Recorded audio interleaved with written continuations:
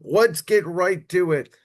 I have no idea what the hell I watched last night. As always, when it comes to the Indiana Pacers, I still cannot figure them out. The Oklahoma City Thunder came out. They were out to a 10-2 lead. They forced the Indiana Pacers to call the first timeout, which you always want to do in a big game scenario. And yet, after that, it was like the Oklahoma City Thunder got comfortable. The Indiana Pacers started making some shots, and all of a sudden their defense got all up and pressured OKC. And by 3 minutes into the second quarter, you're looking up and going, okay, this thing's probably over. And with 3 minutes to go in the second quarter, again, it really felt over. And obviously, both teams coming at halftime, and they don't make a field goal for damn near the first 4 minutes, which was OKC's only real opportunity to get back in the game. And what you get is, out of all teams, the Indiana Pacers handing the Oklahoma City Thunder their worst loss of this NBA season. And now, this Thunder team, who I have talked about, if they would finish this championship off being historically great with the 84 wins, 68 regular season wins, 16 postseason wins, are now 48 minutes away from, I'll be honest, one of the most shocking upsets in the history of the NBA. And yes, it would be damning to OKC because, as I've said before going into the series, yes, the Thunder are young, but seasons like what they had this year, where they go 16-14, they're dominating people for the regular season. Their points per game average winning by 12 something per game is the largest in the NBA history. That does not happen overnight. And the West is deep, and the West is only going to get better. And so, yes, the Thunder are young and they can add more pieces.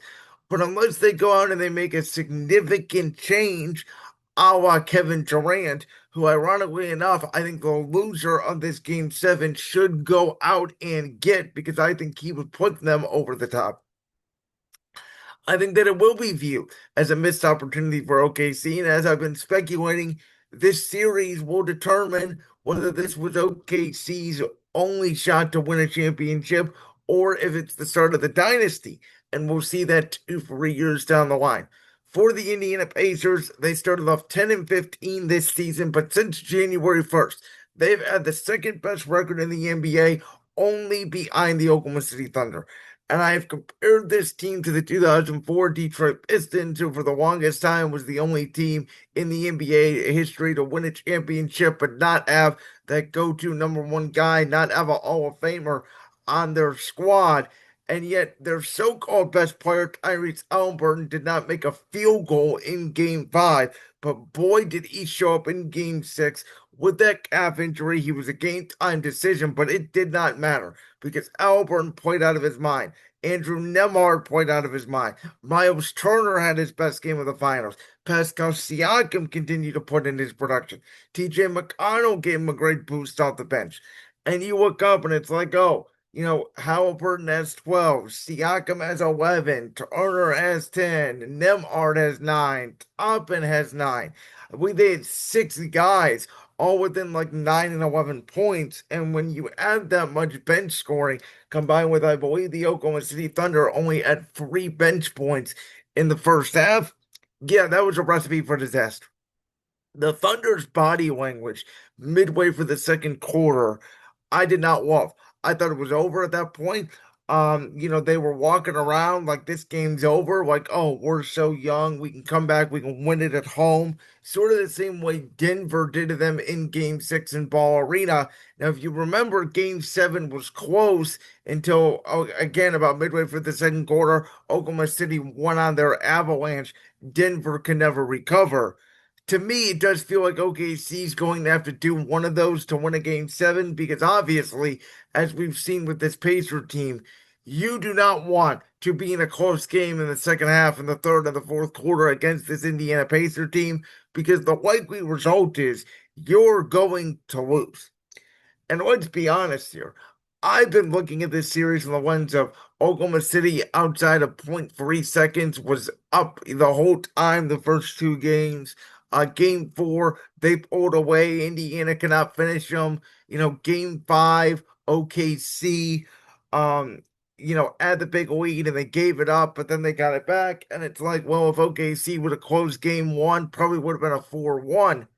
But now you look at it and you go, well, Indiana did come back against OKC, and they were up seven going into the fourth quarter in game four. And if Indiana was able to close that deal in game four, today we might be talking about the Indiana Pacers being the NBA champions.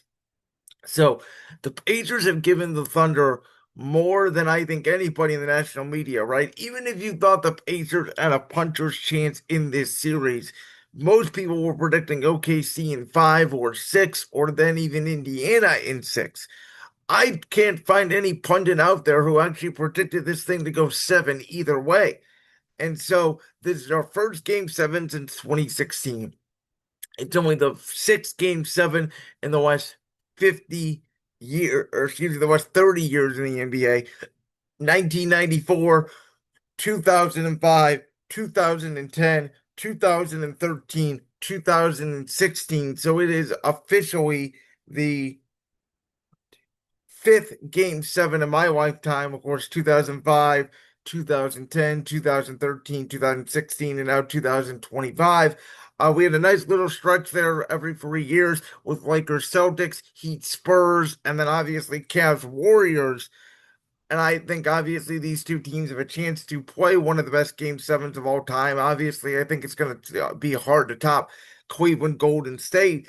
But I mean, you look at these rosters, right? SGA is supposed to be the best player in the series, and he has been. But at times, Tyrese Halliburton has matched him. Jalen Williams has been great. At times, Pascal Siakam has matched him. Obviously, not game five, but Siakam significantly outplays him in game six. And it's really going to come down to Lou Dort, Andrew Nemhard, Isaiah Joe, Aaron, Aaron Neesmith, Kevon Wallace, EJ McConnell, right? These role players on both sides, not only defensively but offensively. Who's going to come along with SGA? Tyrese Albert, his average of good game, bad game, good game, bad game, good game, bad game. He had a good game six. Can he put together back-to-back good performances in a game seven? Listen, when you get to a game seven in the NBA Finals and it's 48 minutes to decide a champion, it's 3-3. You take everything out the window, and you just play basketball and you see what happens. I can't tell you the last time we had a memorable close game seven in the NBA playoffs. Obviously, last year we got, Cavs Orlando, and then we got Indiana, New York, which was a blowout. This year we got Clippers, Nuggets, which was a blowout. We got Thunder, Nuggets, which obviously was a blowout on that end. We got Warriors, Rockets, which Golden State pulled away late. So we have not had a ton of crazy game sevens down to the wire. The way this series has gone, most of these games have been close. Oklahoma City has been able to get the lead for the most part in most of these games. Man, I think it's, I hate to say it, but I've doubted the Pacers for, they have played what, 82 games in the regular season. They won 5 games with Milwaukee. They won 5 games with Cleveland. So add another 10, that's 92. 6 with the Knicks, that's 98. And 7. So the Pacers have played 105 games this season. Going into game 7, they played 104. I have basically doubted them for 104 games. And so why stop now, right? I'm running with OKC. I think SGA is going to complete the historic season of being the first guard since Michael Jordan to lead the NBA in scoring, to win regular season MVP and finals MVP, along with winning the NBA finals in the same season. But yes, if the Thunder do not win game seven, then this will be a catastrophic opportunity. And for the Indiana Pacers, will this Indiana Pacer team be remembered immortality forever? Obviously, either of these teams are going to be remembered forever because they won the championship, but possibly for different reasons. For OKC, it could be the birth of potentially one of the next phases of the league in Shai Gilgeous-Alexander. For Indiana, it may go down as one of the most balanced teams, one of the most unpredictable, and one of the most memorable and unorthodox NBA champions we will ever have. I'm excited, man. Let's go. Game 7. I never thought we would get to this point. If the Pacers win, I gladly admit that I'm wrong. Listen, I haven't understood a thing about these NBA playoffs. The road team has won more than the home team.